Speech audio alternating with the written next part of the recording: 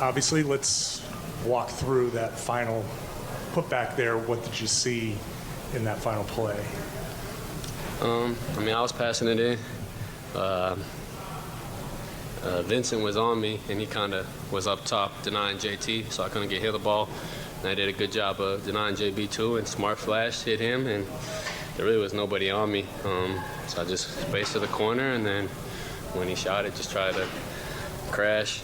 Ball came to me, I made a shot, so that's what I saw. Did you know it was good when you put it back? It felt good. Everybody's asked me, did you get it off? And I was like, yeah, I think so. But, it was so close, you never know. Derrick, what was that string of emotions like for you and the team after that situation? You guys were up 10 with 4 minutes left there. It looked like it was slipping away, like for you individually and just to save the season on that front. What did that feel like? We're just happy we won. However we got to get it done, we got it done. Now it's on to Game 7. Sort of along those lines, you guys went 7 for 35 from 3 today. Obviously got a bunch of decent looks, couldn't make them. But over the course of the year, those tend to be the games you guys have let slip away. What was different about today? When we stick together. Obviously, JB and JT were special, and smart. But, we just stick together. Keep getting good looks, keep moving the ball, and defensively, I think we're really good, too. So, obviously, there's a lot we can improve on, and we're going to need to be better for Game 7. Derrick, how are you guys doing this? Have won 3 straight. Only 4 teams have ever come back to force a Game 7. What's been the key to the turnaround? One game at a time, sticking together. The same things we've been saying this whole time. We had a great locker room, and we just take it in one game at a time. Looked like you got emotional out there on the court. What does this moment mean for you to save the season, an elimination game on the road, to have everything on the ropes, kind of a disaster right before that happened? What does it just mean to you, that moment? I was just happy. Like you said, the season was on the line. We don't want to go home, and so I was just happy we got the win. Joe just said that you guys chose to believe in each other when your backs were against the wall after Game 3. How crucial was it for you guys to get together, kind of reaffirm your bond as friends and teammates before even worrying about the basketball stuff?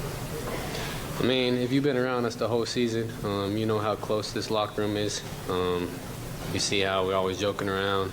Everybody's getting along, and when times are tough, it's easy to kind of point the fingers, per se, but we just stuck together, cared for each other, and we got one more game to go. Derrick, when you saw Smart wasn't going to hit you, you darted for the rim. Is that? That seems like something you're taught in youth ball. Attack, go for the board. What was going through your mind when you just kind of made an L move? And then secondly, you're a guy who doesn't like a lot of publicity. You're a man of few words, but what's it like to kind of be on the podium, the walk-off interview, the center of attention? How do you deal with that over the next 48 hours and probably all the text messages you'll have when you look at your phone?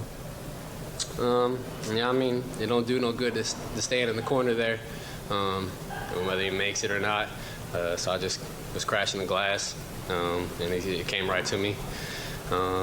But yeah, it's going to be a little crazy. My phone's already blowing up, but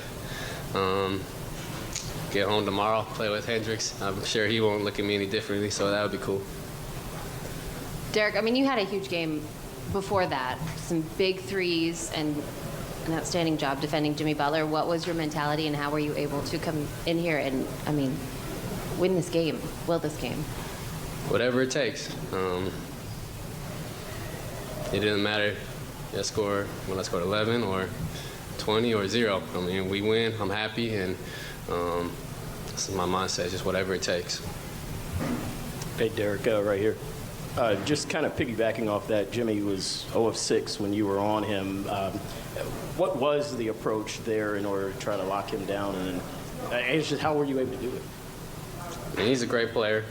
He had some big shots, especially down the stretch there. I just try to make it difficult for him. Try to keep him off the foul line. I mean, he's going to make tough shots. He's going to get to where he wants to. We just try to make it tough on him.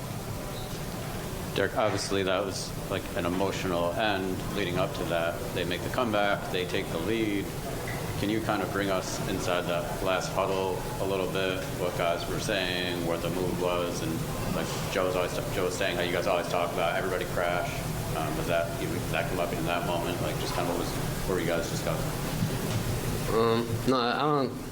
At least I didn't hear anybody say everybody crashed, but we've talked about it pretty much the whole year. Everybody just like make a play. That's all it was right there, make a play. How were you guys able to keep your poise?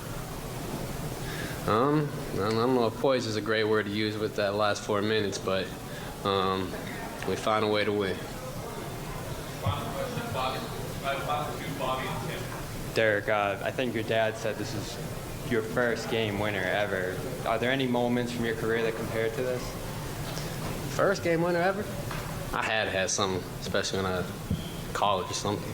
I'm gonna check my dad on that one, but I mean, this is special. This is the playoffs, Game 6 back against the wall. I mean, this is definitely special. You mentioned it there a little bit, but it's not the first time you guys have had a stretch like that, late in a game like that. What do you think is the thing that is going through your what happens to you guys in those stretches where you do tend to sort of get a little static on offense and things start to go sideways? I mean, I think we got some good looks. We just didn't make them. So just continue to trust that, make the right play, just continue to trust each other. So, I mean, we continue to get those looks. We have confidence we'll knock them down. Thank you, Derrick.